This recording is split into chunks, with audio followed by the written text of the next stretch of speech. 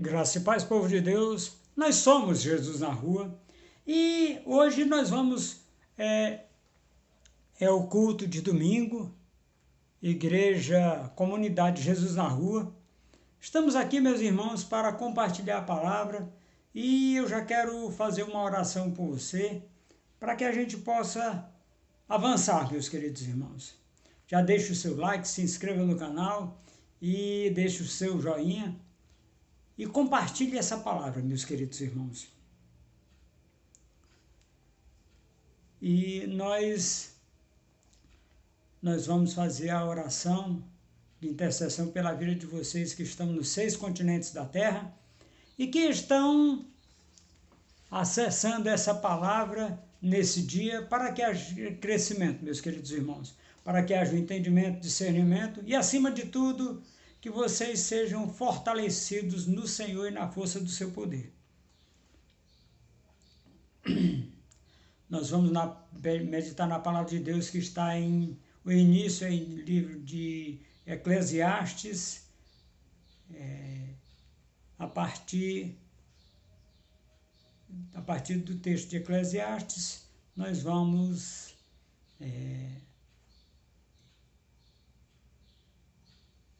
fazer a leitura dessa palavra para iniciarmos desses textos.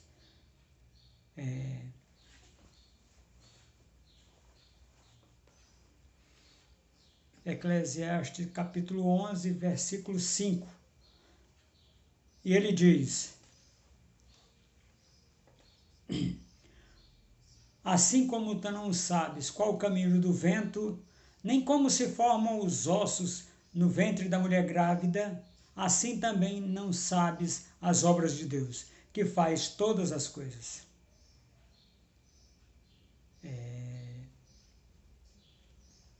Você pode repetir isso comigo, meu amado irmão? Assim como tu não sabes o caminho do vento, assim como tu não sabes o caminho do vento, nem como se formam os ossos no ventre da mulher grávida,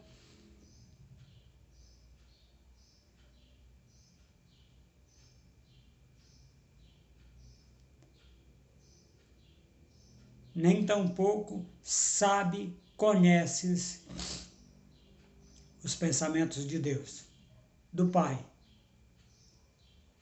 E nós precisamos verificar, meus queridos irmãos, neste texto,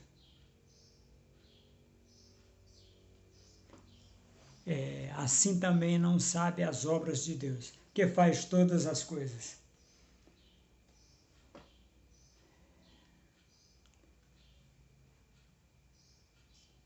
Assim como não sabes qual o caminho do vento, nem como se formam os ossos no ventre da mulher grávida, assim também não sabes as obras de Deus, que faz todas as coisas. Tivemos um probleminha técnico, meus irmãos. Esse texto, em primeiro lugar, nós podemos destacar que, ao falar das obras de Deus, ele menciona um Deus que faz todas as coisas. Eu quero hoje falar na forma de Deus agir e trabalhar, e o propósito e a intenção da minha mensagem é exaltar a soberania de Deus. É um Deus que governa, um Deus cuja mão continua se movendo, um Deus que continua agindo em todas as coisas. Mas, ao mesmo tempo, quero explorar dessa característica, desse agir de Deus. Em primeiro lugar, assim como não sabes qual o caminho do vento.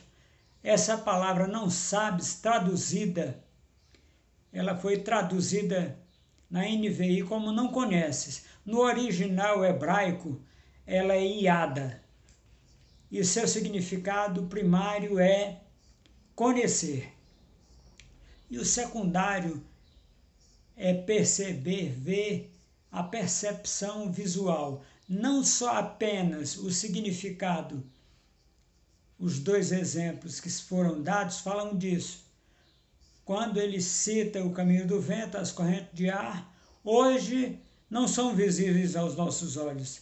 Isso não significa que esse caminho não seja real. Em algum momento você pode sentir a brisa no rosto e você sabe para onde o vento está soprando.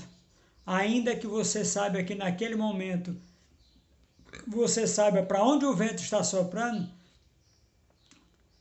há um ditado antigo que ninguém sabe aonde o vento faz a curva. Mas você, pela percepção naquele momento que você está vendo o vento, você está sentindo a brisa, você percebe, você sabe para onde ele está indo. E é necessário, meus queridos irmãos, que a gente tenha esse... É importante que a gente entenda o seguinte, que as grandezas de Deus, que elas estão elas estão para serem estabelecidas e resolução em nós mesmos. Essa forma que Deus usa para falar das suas grandezas, para trazer à existência todas as coisas que nós precisamos, aquilo que nós compreendemos e fazemos, é necessário, é mister que nós tenhamos esta compreensão. Esta palavra hoje, e nós precisamos compreender, meus queridos irmãos, que se você tem oportunidade, e você tem oportunidade de conversar com sua família, é importante que você o faça. Mas você não faça de qualquer jeito.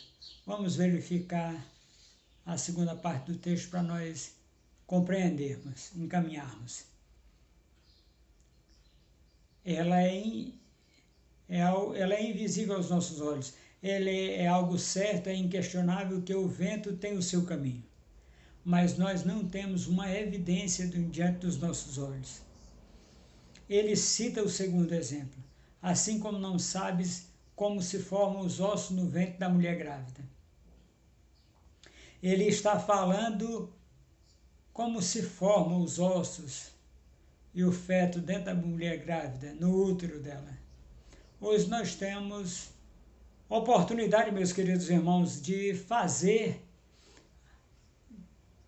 trazer o entendimento. Mas o que a palavra está trazendo é que a gente tem a evidência daquela barriga desenvolvendo, aumentando e crescendo de acordo com o desenvolvimento da criança, ainda que saibamos que algo esteja dentro da barriga, mas o processo ele acontece fora da vista de nós, do nosso olho comum. Aquilo que é inquestionável e que nós não podemos fiscalizar com os olhos humanos. Nós precisamos entender, meus amados irmãos, essa situação. Aquilo que está passando na cabeça dos seus filhos, da sua esposa, você pode perceber pelas ações, mas você não pode fiscalizar pelos olhos. Você percebe que está acontecendo algo, mas você não sabe o que está acontecendo na cabeça deles. Você precisa entender que esse processo acontece fora da vista humana.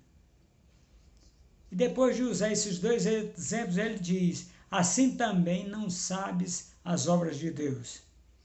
Ele não está falando que nós não temos conhecimento, que nós não vamos tomar ciência daquilo que Deus faz, mas Deus está, a Bíblia está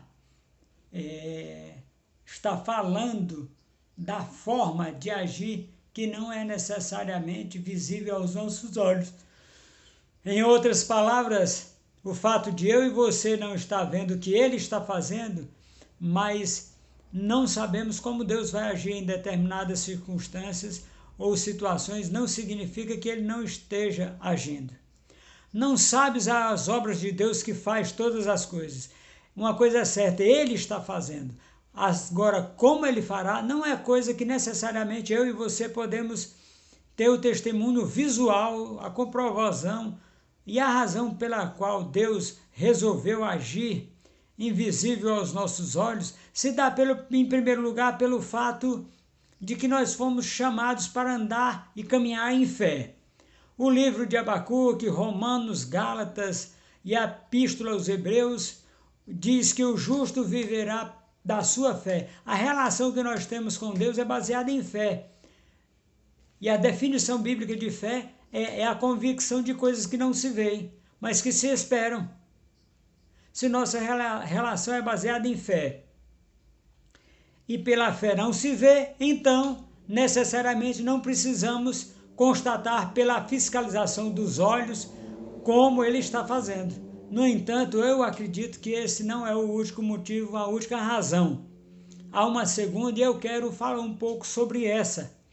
Segunda razão, a respeito, isso tem a ver com o fato de que não apenas eu e você temos dificuldade de entender o agir de Deus, mas alguém além mais de nós, Satanás, o arqui-inimigo dos projetos de Deus, também tem dificuldade de entender e acompanhar a forma de Deus agir, a maneira de Deus andar.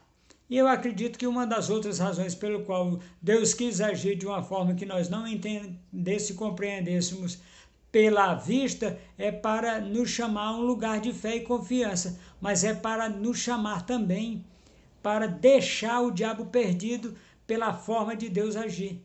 E a razão pela qual Deus quer deixar, antes eu quero declarar como primeiro argumento que o agir de Deus vai além da nossa compreensão. Você pode repetir isso comigo? Só para relembrar os pontos. O agir de Deus vai além da nossa compreensão. Antes de falar isso, nós vamos falar uma característica de Deus. Provérbios 25:2 é a glória dos reis, é esquadrinhar as coisas. Você olha, por exemplo, para Salomão, o trono dele se firmou baseado no conhecimento da informação. Agora diz que a glória dos reis é esquadrinhar, esmiuçar, explicar as coisas. Mas o mesmo versículo 2 diz que a glória de Deus é encobrir, enquanto o homem gosta de detalhar, Deus gosta de encobrir. Deus não faz questão nenhuma de trazer, de mostrar aquilo que ele faz. A glória dele é encobrir. Se a glória de Deus, então ele não revelou tudo. Ele não disse que nós teríamos conhecimento do todo, agora nesse momento.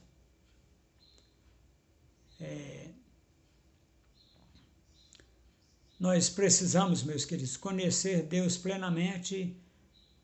Nós não somos ocultos aos olhos de Deus. Mas vai ter um dia que nós vamos ter resposta e entendimento para tudo. Até que esse dia chegue, nós precisamos aprender a confiar em Deus, independente de termos ou não termos explicações. Agora, a própria maneira de Deus agir vai além da nossa compreensão. Isaías 55:8-9, os meus pensamentos são mais altos do que os vossos pensamentos. Os meus caminhos são mais altos que os vossos caminhos. Deus está dizendo, não só a minha maneira de pensar, e os meus caminhos, a minha forma de agir, está além da sua capacidade de compreensão. Uma certa ocasião, na última ceia, Jesus resolveu lavar os pés aos discípulos e Pedro resolveu questionar. Ele não consentiu Jesus estar lavando aos seus pés. De modo nenhum o Senhor vai fazer isso comigo. E Jesus diz a ele, se não permitir que eu lave os pés, não tereis, de modo algum, você terá parte comigo. Então, Pedro já muda tudo. Ele quer, então lave também a cabeça, os pés. E Jesus diz que você já tomou banho e não precisa.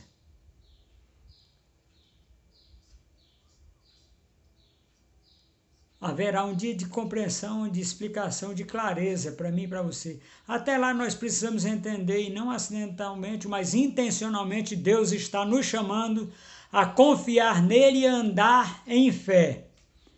E ele continua sendo Deus soberano, independente da gente compreender a circunstância ou o modo. Quem está entendendo, diga amém. Glória a Deus. Eu gosto de uma frase de Lutero que diz, eu não sei por qual caminho Deus vai me conduzir, mas conheço bem o meu guia. Há uma diferença em entender como ou o que ele fará, e a outra é por ele poder dizer, como Paulo, eu sei em quem eu tenho crido. Nós temos crido em uma pessoa que está acima de qualquer suspeita. A fé se baseia no caráter de Deus. Eu quero dar destaque sobre isso no princípio bíblico, que vai além da nossa compreensão. Nós precisamos compreender que não é só apenas eu e você que tem dificuldade de entender a mente de Deus, a sabedoria de Deus. No Evangelho de Mateus, capítulo 16, o Senhor Jesus está conversando com seus discípulos e nós vemos dois momentos. Um onde Pedro dá uma bola dentro e onde Pedro dá uma bola fora. E onde Pedro reconhece, e Jesus reconhece que Pedro não falou de si. Pedro, não foi carne e sangue que te revelou, mas meu Pai que está no céu. Isso foi o sussurro, a inspiração do Espírito Santo. No segundo momento que Pedro dá uma bola fora, Jesus trata não só como se fosse Pedro sozinho falando de mim. Para trás de mim, Satanás. Mateus 16, 23. E diz, porque não cogita, a palavra cogita não significa não pensas. Não pensas nas coisas de Deus, mas sim nas coisas dos homens. Nós precisamos entender algo importante. Se Deus deixou, nós precisamos compreender que 1 Coríntios capítulo 2 diz, o homem natural, a sua psique não compreende as coisas do Espírito porque para ele são loucura. Nós não conseguimos acompanhar a mente de Deus. Por outro lado, a Bíblia está dizendo que Satanás, ele também não consegue entender. Ele tem uma forma parecida com a do homem, ainda que a sua mente seja mais elevada do que a nossa. A Bíblia diz que o homem foi criado um pouco menor do que os anjos. Então, Satanás é um anjo. Então, Satanás, a mente dele, a sagacidade, a inteligência, como um anjo, está além do nível que a minha e a sua mente conseguem alcançar. A Bíblia diz que, por ocasião da queda, a sua sabedoria corrompeu-se. Não diz que ele a perdeu. Ele diz que ela se corrompeu para o mal. Mas a Bíblia continua destacando a sua astúcia, a sua sagacidade. Agora, apesar de uma mente superior, ele tem uma maneira de processar semelhante à nossa. É a mesma coisa de você colocar dois computadores, um bem antiquado e um servidor de última geração. Ninguém vai questionar que aquele servidor de última geração tem um poder de fogo muito maior. Mas se você coloca o mesmo sistema operacional nos dois computadores, ele pode ter velocidade diferente, mas eles vão processar e pensar exatamente da mesma forma. E nós podemos dizer que a forma de Satanás de pensar é parecida com a do homem. E justamente por conta disso ele não consegue entender a forma de Deus agir. E eu quero te mostrar nas Escrituras que Deus decidiu usar isso intencionalmente. Abre a sua Bíblia no livro de Efésios, capítulo 3, versículo 8 ao 10. Efésios 8, 3 ao 10. O apóstolo Paulo, pelo Espírito Santo, está dizendo o seguinte: a mim, o menor de todos os santos, me foi dada a graça de pregar aos gentios o evangelho das insondáveis riquezas de Cristo e manifestar qual seja a dispensação do mistério desde os séculos ocultos em Deus que criou todas as coisas, para que pela Igreja a multiforme sabedoria de Deus se torne conhecida agora dos principados e potestades nos lugares celestiais. Eu vou ler o 11 também. O seu eterno propósito que estabeleceu em Cristo Jesus. A Bíblia está falando de um eterno propósito. Aquilo que na teologia chamamos de propósito eterno de Deus. Deus se move dentro de um planejamento, ele não improvisa, ele é presciente e onipresente.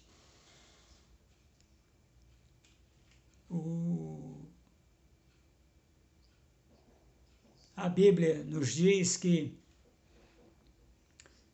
o homem só foi criado depois do mundo ter sido criado.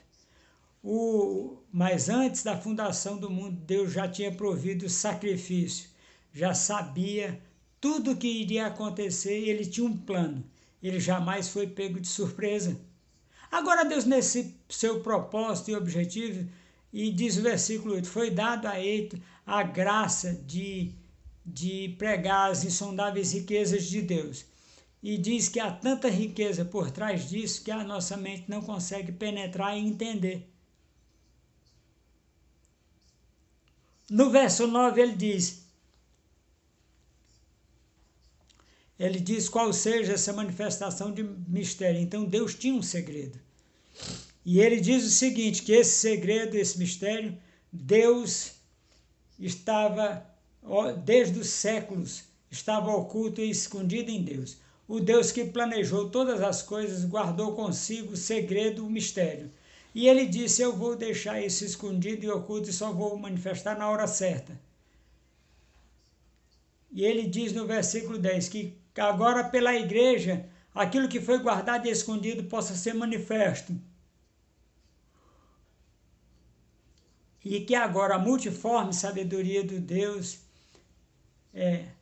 que a sabedoria de Deus tem muitas formas. Você sabe que Deus não pode ser colocado dentro de uma caixinha e a sua sabedoria é infinita. E a Bíblia chama de multiforme sabedoria, decidiu tornar conhecida dos principados e potestades nas regiões celestiais. É a forma como a Bíblia se refere ao reino das trevas e às coisas que Deus decidiu jogar na cara de Satanás, a sua multiforme sabedoria de Deus. Nos capítulos 1 e 2 são os capítulos mais profundos da Bíblia, em Efésios. Deus está falando dessa surpresa. Fica feio aplicar essas... Só para você entender e não se vulgar, Deus tinha uma surpresa que foi guardada para um momento específico. Quando você ora para o grande questionamento, no livro de Daniel, uma promessa.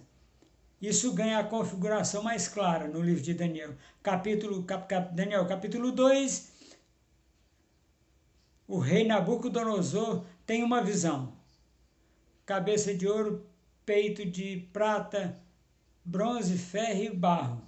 E ele não só diz o que foi que o rei sonhou, mas também o significado daquele sonho.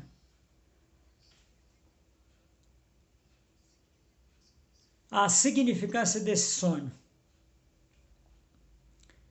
E ele começa pela cabeça. A Babilônia foi o primeiro império de proporção mundial. Ninguém nunca antes tinha dominado a terra. Babilônia foi o primeiro império a dominar o mundo desses dias. Mas Deus estava dizendo a Nabucodonosor que Babilônia não vai permanecer. Vocês serão substituídos por um segundo império. Os medo-persas assumiram o controle depois da Babilônia. Haverá ainda um terceiro império. E na sequência vem a Grécia de Alexandre o Grande, que dominou o império e o mundo de seus dias. Mas vai haver uma quarta mudança de metal, que é o Império Romano. Uma pedra era cortada sem o auxílio de mãos, e atinge a estátua nos pés. Essa pedra cortada sem auxílio de mãos, na verdade, essa pedra é Jesus, como Messias. A pedra de esquina, a pedra angular, aquela pedra que os edificadores rejeitaram. E essa pedra atinge a estátua nos pés. O Messias virá no reino do quarto império mundial, que é Roma, e quando ele vier, ele atingirá essa estátua nos pés e esmiuçou a estátua como um todo. E ele diz que essa pedra foi crescendo e foi tornando uma montanha que se cresceu e tomou a terra. Deus disse que eu vou deixar o homem governar a terra por 4 impérios. Mas Jesus aparece nos dias do quarto império e diz: o tempo está cumprido e é chegado o reino de Deus. Tendo o povo estava esperando, irmão, o espiritual. As pessoas estavam pensando que Deus ia derrubar o governo dos homens, mas eles estavam esperando uma sequência de governo fisicamente à terra. Quando os discípulos decidiram caminhar com o Messias, estavam esperando um reino físico. É por isso que a Bíblia diz que Tiago e João vão junto com a mãe dele para falar com Jesus. Quando te assentares no teu trono da glória, permite que nós sentemos um à direita e à tua esquerda. Eu não sei o que é que os bonitão queriam. Provavelmente um queria ser ministro da Fazenda, o outro ministro da Saúde, porque os 10 se aborreceram, porque os 10 queriam estar sentados à direita e à esquerda. Todo mundo estava de olho numa boca boa no governo, no mundo conhecido. Mas eles deram muito trabalho para Jesus para conseguirem entender, meus queridos irmãos, o reino. Lucas diz, porque o reino de Deus está perto de vós. Jesus estava tentando explicar, fazer entender que eles estavam fazendo um reino, antes do reino físico, ao reino espiritual, e já tinha chegado o reino espiritual ali naquela situação. E uma coisa que nós precisamos relembrar, meus queridos irmãos, é que o reino espiritual já foi estabelecido. O próximo reino é o reino físico de Jesus aqui na terra. Naquele instante, quando aqueles homens receberam de Deus essa direção, essa incumbência, essa oportunidade, nós precisamos compreender, meus queridos irmãos, que os apóstolos entenderam mal quando eles pediram aquelas coisas. A mãe de João e Tiago não foi má quando pediu aquilo ali. É porque ele estava esperando um reino físico e não espiritual. Se nós observarmos, acontece uma coisa muito interessante. O apóstolo que se perdeu, Judas Iscariote, ele acreditava nesse rei junto com os outros apóstolos. E por acreditar nesse reino físico, ele estava fazendo as coisas para que fosse estabelecido esse reino físico, e não o reino espiritual, que é aquele que Jesus Cristo propôs naquele primeiro momento. É necessário, meus queridos irmãos, que a gente compreenda e não julgue aqueles nossos irmãos.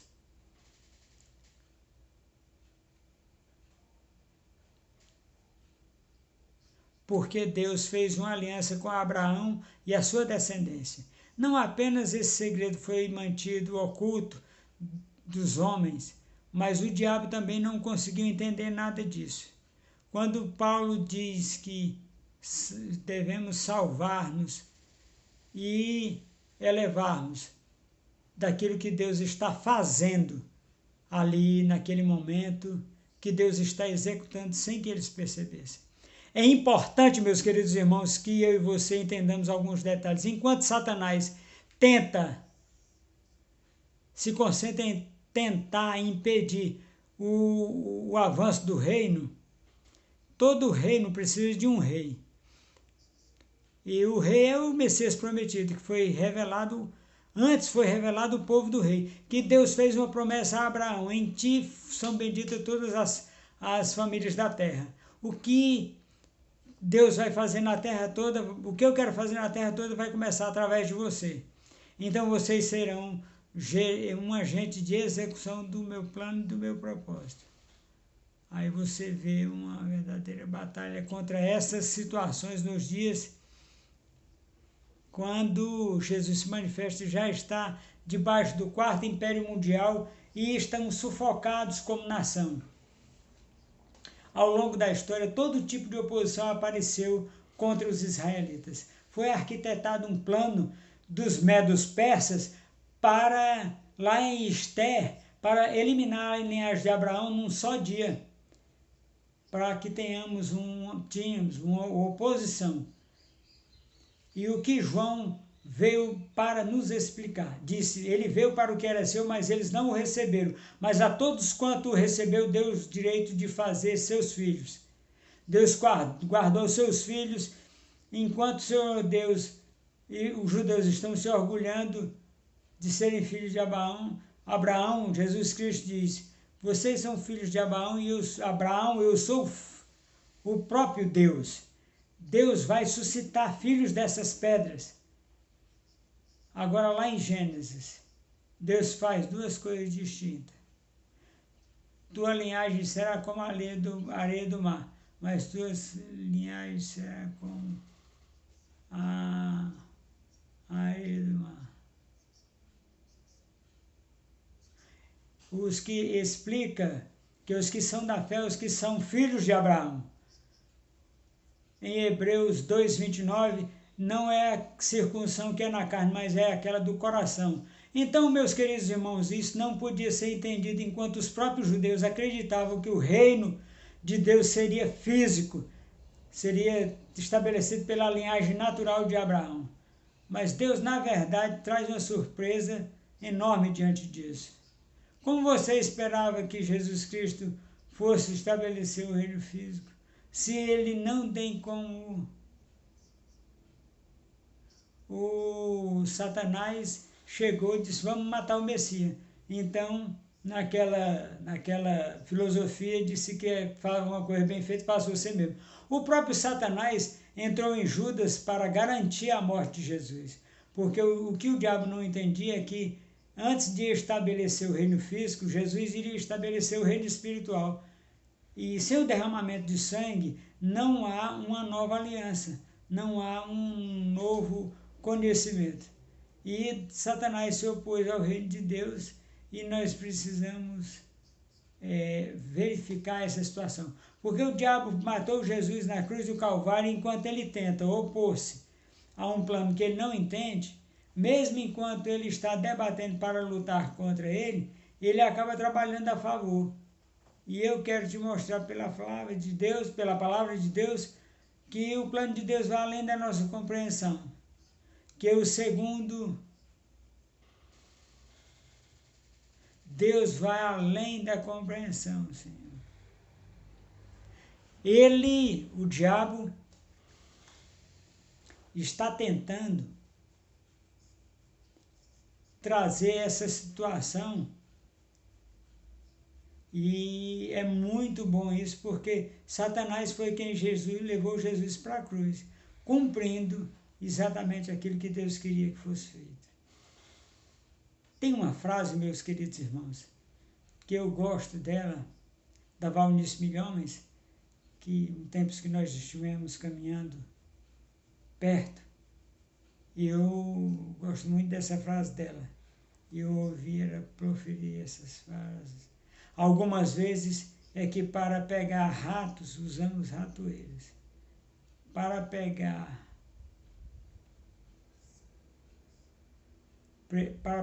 pegar Satanás nós precisamos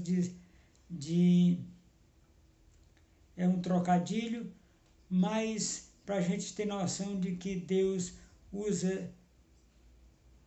usa essa oportunidade para tirar ele de circulação. Ele pode até tentar, mas ele não vai conseguir.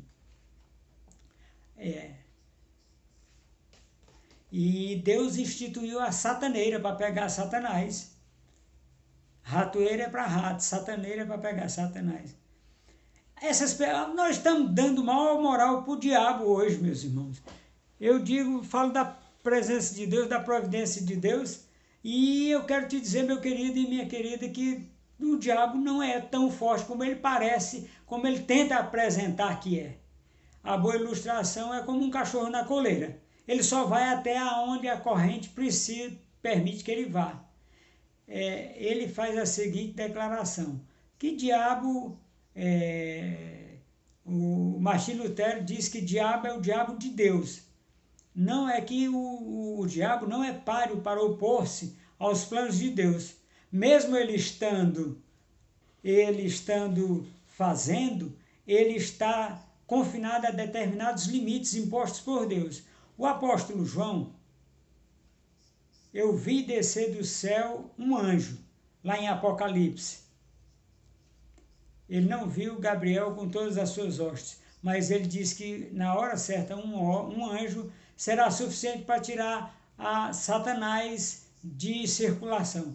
Mas que aquele que está em nós é maior do que o que está no mundo. Aquele que nós precisamos compreender que não podemos entender que Satanás é forte.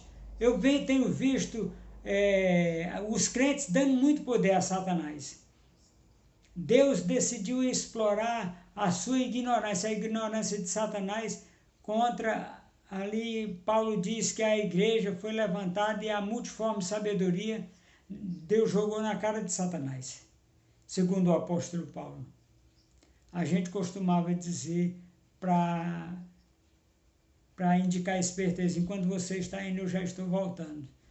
Enquanto o diabo está indo, Deus já foi e voltou várias vezes. Diabo não é páreo para Deus. O diabo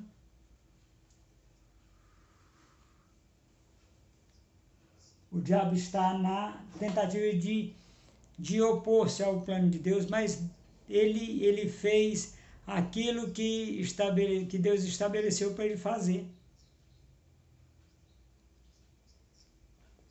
O que o Novo Testamento chama Israel de Deus, e ele vira esse canhão de perseguição contra a igreja. Satanás fazendo isso.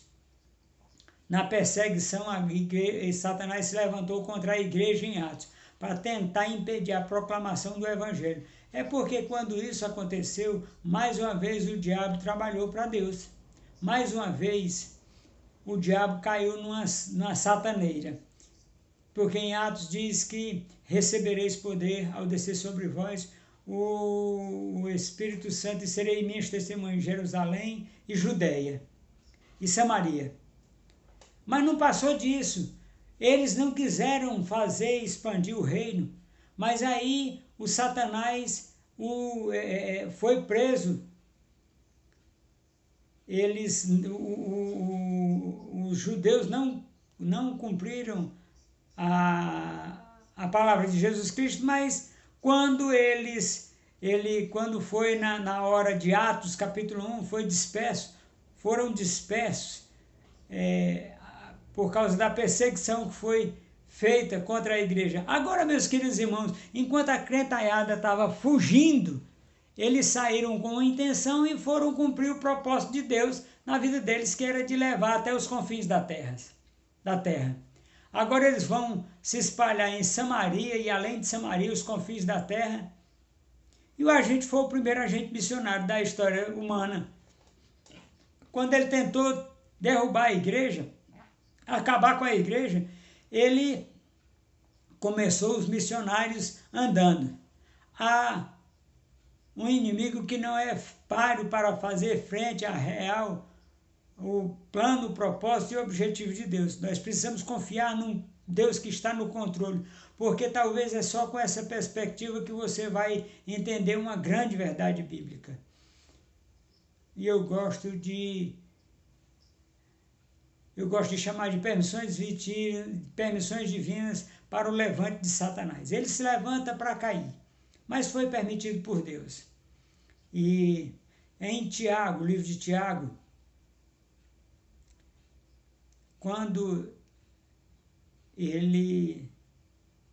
Agostinho esbarrava Lutero, queria tirar o livro de Tiago da Bíblia, porque ele não entendia que Tiago não estava dando poder, mas estava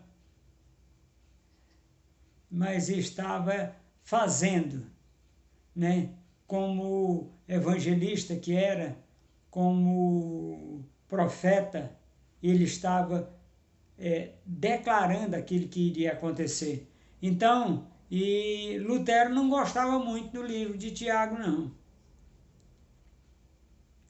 E nós precisamos, meus queridos irmãos, e é um momento de entendermos a família de Deus como sendo... eu costumo dizer que o medo é uma fé ao contrário, é uma fé às avessas. As pessoas disseram que Jó tinha medo daquela situação, e eu mesmo fui de uns que falei muitas vezes isso, até cheguei a pregar. Aí essa semana que está terminando, uma pessoa chegou para mim, meus queridos irmãos, e ela perguntou, ela me falou: eu vi essa sua explicação de Jó, que Jó tinha medo, e ela disse que não entendia direito porque Jó, no versículo 10, joga na cara do cão e diz: viste o meu servo Jó? Homem justo e irrepreensível como ele na terra. Como é que ele é irrepreensível e o Senhor encheu ele de culpa? E eu disse: eu não enchi ele de culpa, não. Eu engoli seco e Jó não fez nada para merecer isso. Jó não é o culpado das coisas que aconteceram com ele. Aliás, na hora ela falou. Também o Satanás disse: o Senhor abençoou as obras das suas mãos, o cercaste com uma sebe. Uma sebe, meus irmãos, é um muro. O Senhor, além de ter abençoado Jó, ainda protegeu com o muro. Me deixa tocar nele, Satanás falando. E se Jó tivesse dado a brecha, como a gente imagina, eu imaginava, porque essa semana Deus trouxe a revelação, eu imaginava a história do medo, a história daquelas coisas, tudinho. Satanás não precisa de autorização de Deus para atacar a vida de alguém, meus queridos irmãos. O que a Bíblia está dizendo é que Satanás foi pedir a Deus a responsabilidade para liberar a vida de Jó, porque ele não achou onde entrar. E eu estava desesperado e agoniado lendo o livro de Jó de novo e entendendo que Jó não tinha pecado.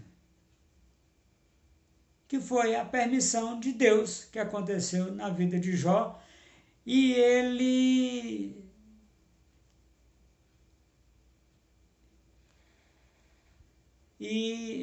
simplesmente trouxe essa situação. E nós precisamos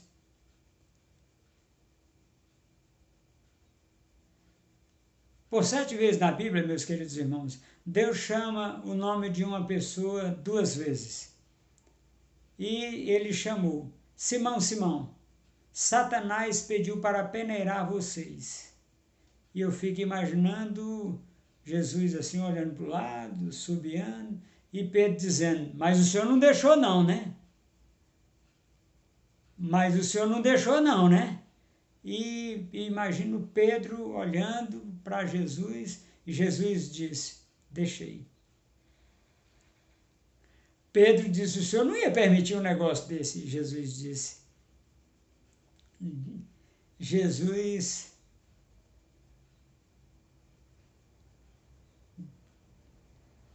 o Senhor não ia deixar uma coisa dessa acontecer com nós.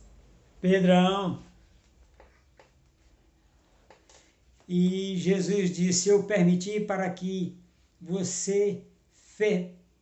a peneira vai comer solta para o lado de vocês, Pedro. Você precisa ser firme. Agora lembre-se, eu não estou permitindo a peneira de Deus na sua vida, meu querido e minha querida irmã, para que você caia. Eu estou permitindo para que você seja fortalecido em mim. Jesus Cristo disse: sede fortalecido no Senhor e na força do seu poder. O diabo, vosso adversário, está ao derredor, tentando, buscando a quem possa tragar. Eu não estou entregando vocês na mão de Satanás, de Jesus Cristo, mas eu estou permitindo a peneira para que vocês sejam fortalecidos em Deus e na força do poder dele.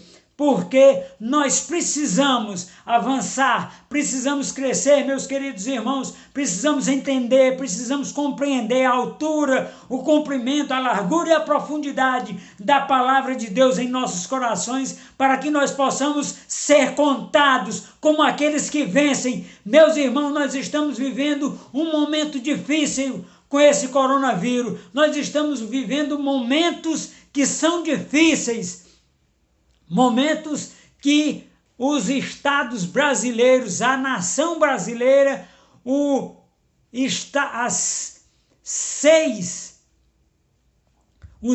continentes estão sendo sabatinados, meus queridos irmãos, estão sendo balançados, e é preciso que nós estejamos e permanecemos firmes em Cristo Jesus para sermos mais que vencedor, assim como Ele diz que nós somos. Meus amados irmãos, eu vou esclarecer um ponto: ser mais que vencedor é não precisar lutar para ser vencedor, é não precisar lutar para recebermos de graça a graça de Deus nas nossas vidas, é não precisarmos lutar para recebermos de Deus a unção, a direção, o conforto e o consolo. Nós vemos isso aonde, meus queridos irmãos? Nós vemos isso quando Davi, aquele homem, aquele gigante, veio lutar contra o povo de Israel, e o rei de Israel instituiu um homem que, por meio dele, que ali ele estava representando Jesus Cristo. Davi, naquele instante, estava representando Jesus Cristo quando ele foi lá e venceu o filisteu e livrou aquele povo naquele instante. Sabemos que na velha aliança não tinha nada que era eterno, só o sangue do Cordeiro conseguiu fazer com que nós fôssemos livres de todo o pecado. Nós vemos em outro momento histórico, quando Gideão ali estava representando Deus, Jesus Cristo, que iria vencer aquela batalha por nós. Jesus Cristo foi e venceu a batalha. Nós somos mais que vencedores, meus queridos irmãos, porque nós não precisamos lutar. Hoje está estabelecido o reino de Deus a partir daquele momento em que Jesus Cristo foi assunto ao céu, subiu ao céu, foi estabelecido o reino de Deus aqui nessa terra, meus queridos irmãos, e nós estamos vivendo debaixo da graça, que é o reino de Deus. O reino celestial já chegou. Por quê? Porque está escrito na palavra de Deus, meus queridos irmãos. Ele já chegou e ele vai. Aí Deus vai, através de Jesus Cristo, pelo Espírito Santo, nós vamos receber pelo toque da trombeta que Jesus Cristo está chegando para buscar a sua noiva, buscar a sua igreja. São aquela situação do casamento judeu que nós já pregamos. É preciso, meus queridos irmãos, que você entenda no seio familiar que você está na graça. Você não está em outro lugar, você está na graça. E para a honra e glória do nosso Senhor e Salvador Jesus Cristo, você seja engrandecido em Cristo Jesus. Um abraço, meus queridos irmãos. Que Deus nos abençoe e nos dê muita paz, muita alegria, muita prosperidade em Cristo Jesus, para podermos receber tudo aquilo que nós temos recebido do nosso Senhor e Salvador Jesus Cristo, neste momento, neste instante, num momento de grande perseguição aqui na terra por esse coronavírus, meus queridos irmãos. Em nome de Jesus, um abraço, que Deus nos dê muita paz, muita alegria e muita prosperidade em Cristo Jesus.